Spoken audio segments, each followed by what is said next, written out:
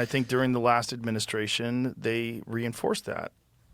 I think I mean, just look what happened with the Hunter Biden laptop story, where 51 former intelligence agents testified that this. Thank you for bringing that up. That tell me about how crazy that is. So you want to talk about the ultimate weaponization and total disinformation combining forces, right?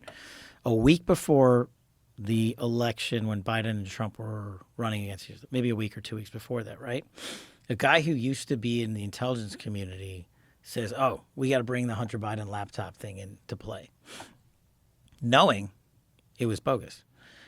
And they come out and they basically say the FBI, even though knew that Hunter Biden's laptop was a righteous piece of investigatory material and were examining it, and at the time knew that they were going to work up criminal leads on it, sat silent, put that over here. The intelligence community comes in and says, we got to get this information out, because the guy who would end up becoming Biden's Secretary of State was advising him and saying, hey, we got to squash this Hunter Biden laptop thing. Let's do the Russiagate play.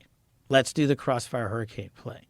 So they go to the CIA and they go to then Director Gina Haspel, who, by the way, there's no coincidence in his government. Gina Haspel was Chief of Station London when Russiagate was launched in London. We can come back to that.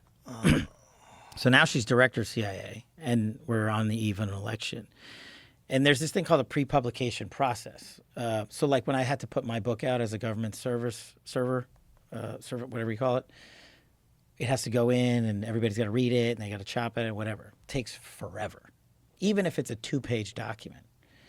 The 51 intel letter was written by these same people, some of who participated in Russiagate.